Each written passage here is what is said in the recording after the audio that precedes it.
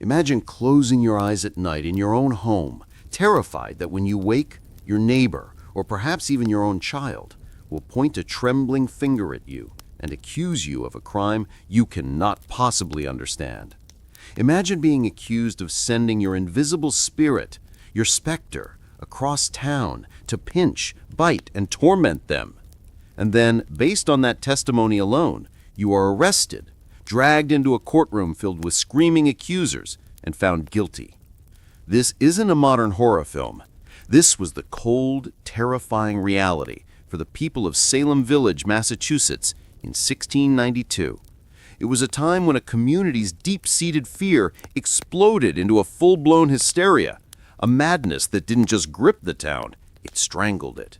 In a matter of months, this mass panic would lead to the execution of 20 innocent people and the imprisonment of hundreds more. This is the true, dark, and shocking story of how a small Puritan village became a hunting ground and how fear itself became the executioner. Welcome to TSF History. We are your home for the most incredible, detailed, and often dark stories from our past. If you are fascinated by the events that shaped our world and want to uncover the truth behind the history you think you know, then you are in the right place. Be sure to hit that subscribe button and ring the notification bell so you never miss a new investigation into the shadows of history. Our story begins not with a witch, but with a tinderbox. The year is 1692. Salem Village is a small, anxious settlement on the edge of a dark, foreboding wilderness. Life here is not just hard, it is a daily test of survival and faith. The people are Puritans, a community bound by a rigid, unyielding religious doctrine that sees the world in stark black and white. You are either with God or you are with the devil. And for them, the devil was not just a concept.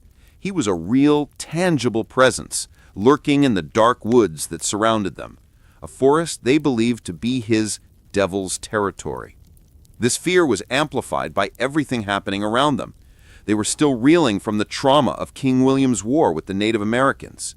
A recent smallpox epidemic had left its scars. Their very charter, their legal right to exist as a colony, had been revoked by the King of England, throwing their political future into chaos. This was a community under immense psychological pressure. They were isolated, paranoid, and locked in bitter disputes with their neighbors over land and church politics. Salem Village was a powder keg of resentment and fear, just waiting for a single spark to ignite it. That spark was lit in the cold, bleak winter inside the home of the village's own minister, Reverend Samuel Parris. In January of 1692, his 9-year-old daughter Betty Parris and his 11-year-old niece Abigail Williams began to behave erratically. The girls would scream for no reason. They would contort their bodies into impossible, painful-looking shapes. They would crawl under furniture, make guttural, choking sounds, and complain of being pinched and bitten by invisible forces. Soon, other girls in the village began to show the same terrifying symptoms, most notably 12-year-old Ann Putnam Jr. and 17-year-old Elizabeth Hubbard. The village was paralyzed with fear. The local doctor, William Griggs, was called in. He examined the girls, but his 17th century medicine had no answer. He could find no physical ailment, no sign of disease. His final chilling diagnosis was simple. The girls were bewitched. The word bewitched electrified the village. It confirmed their worst fears. The devil was not just in the woods. He had broken through their defenses and was now in their homes. The question was no longer if there was a conspiracy, but who was leading it. Pressured by the community and the new local magistrates, John Hawthorne and Jonathan Corwin, the afflicted girls were demanded to name their tormentors. After days of screaming and fits, they finally pointed their fingers. The first 3 people they accused were not powerful or respected. They were the perfect scapegoats. First, there was Tituba, the Parris family's enslaved woman brought from Barbados, a woman of a different culture and ethnicity, an easy target. Then Sarah Good, a homeless beggar who wandered the village muttering to herself, reliant on the charity of the neighbors who despised her.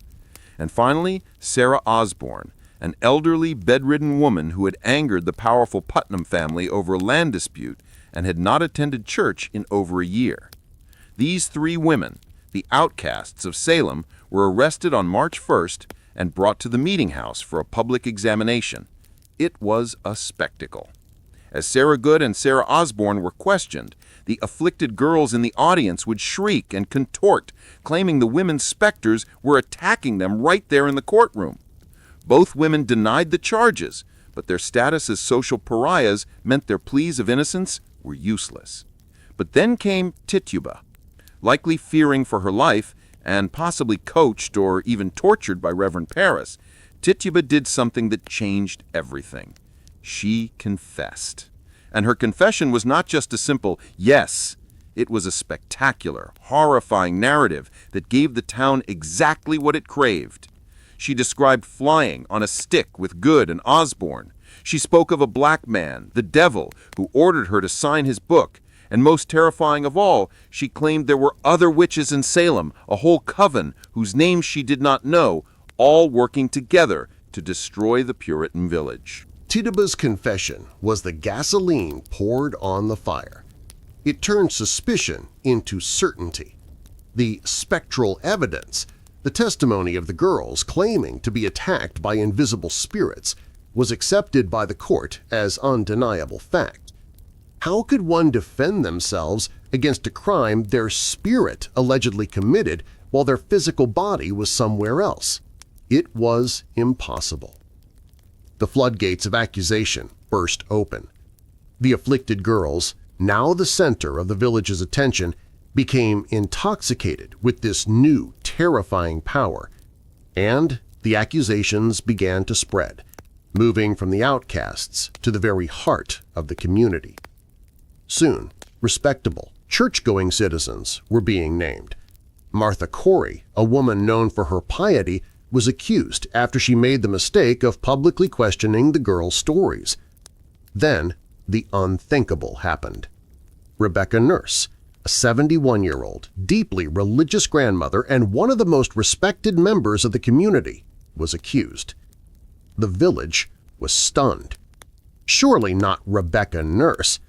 But in the courtroom, Ann Putnam Jr. and the other girls thrashed on the floor screaming that Rebecca's specter was choking them.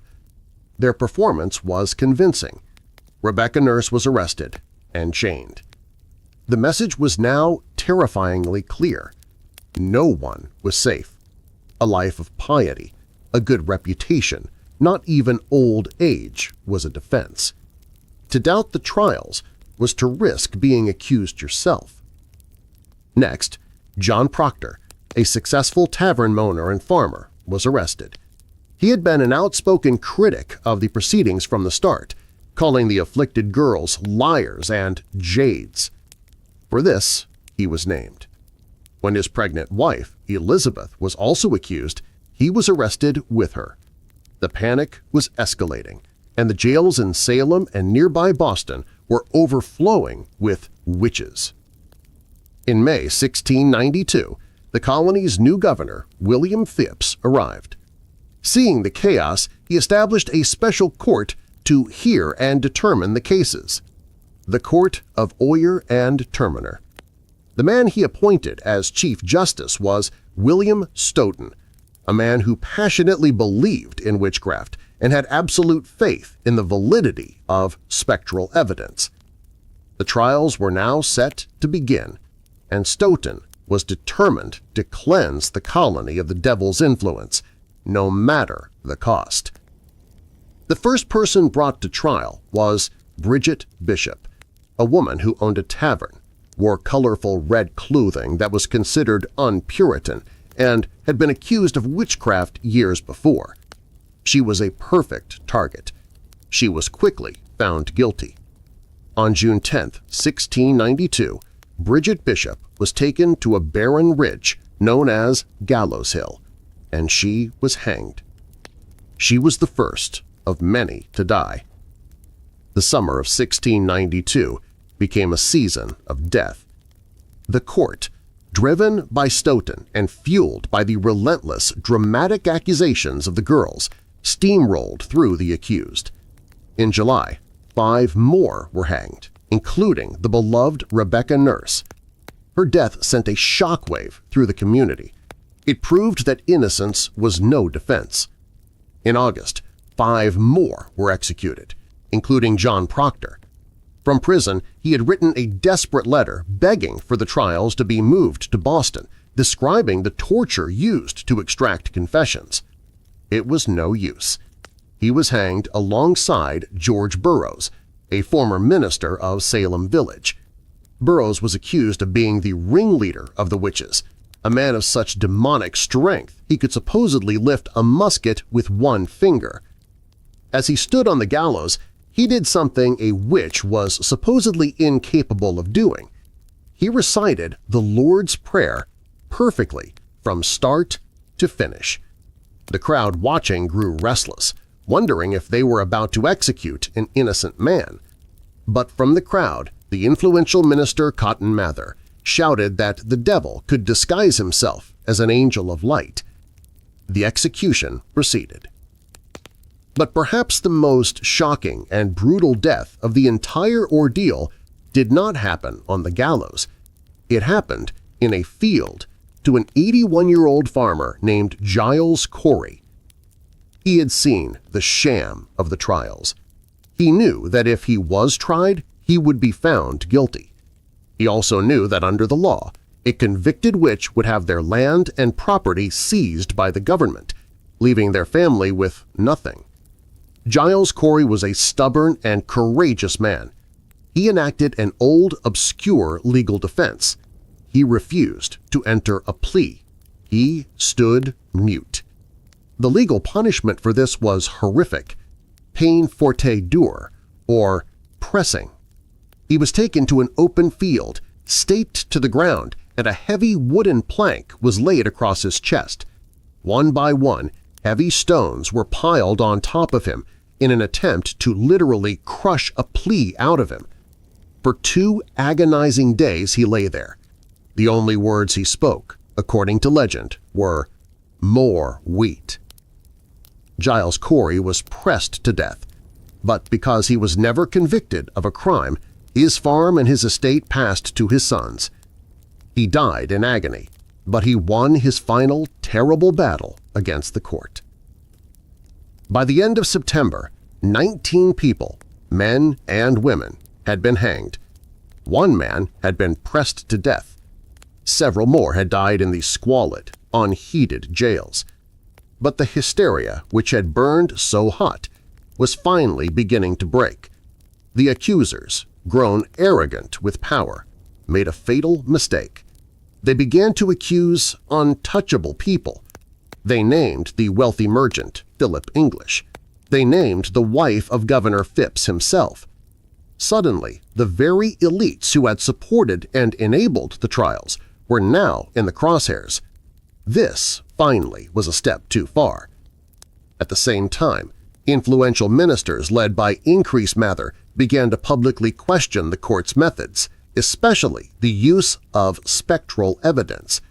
He famously wrote, "It were better that 10 suspected witches should escape than that 1 innocent person should be condemned." The political will to continue the trials evaporated overnight. In October, Governor Phipps, likely spurred by his own wife's accusation, officially dissolved the Court of Oyer and Terminer. He replaced it with a new Superior Court of Judicature, which was explicitly forbidden to accept spectral evidence. Without the spirit testimony, the cases collapsed. There was no other evidence. The remaining prisoners were slowly released. The nightmare was over. But Salem was a broken community. Families were shattered. The farms of the executed lay barren. The accusers, like Ann Putnam, Jr., were left to live as pariahs in the very community they had helped destroy. In 1906, Ann Putnam, Jr., in a desperate search for redemption, became the only one of the afflicted girls to offer a public apology. She stood in church as the pastor read her statement in which she claimed she had been deluded by Satan and was responsible for the blood of innocent persons. Other key figures like Judge Samuel Sewall also issued public apologies, but many, including the ruthless Chief Justice William Stoughton, never repented and died believing he had done God's work. The Salem witch trials remain one of the most terrifying and tragic episodes in American history. It's a shocking story not of witchcraft, but of how a toxic combination of fear, religious extremism, social anxiety, and a complete failure of the legal system can create a perfect storm of death. It was a time when a town's paranoia was weaponized and the courts accepted the impossible as fact. 20 innocent people were executed, but the true killer was never a witch. It was hysteria. It was paranoia. And it remains a chilling, timeless warning that the most dangerous monsters are often not the ones we imagine in the dark, but the ones we create within our own communities and within ourselves. What do you think was the real motivation behind the girls' accusations? Was it a childhood game that spiraled horrifically out of control? Was it the psychological trauma of their environment? Or was it something entirely else? Let us know your theory in the comments section below. We read every single one. If you found this story as tragic and fascinating as we did, please do us a favor and hit that like button. And be sure to subscribe to TSF History and ring the bell. We have so many more shadows to explore. Thank you for watching.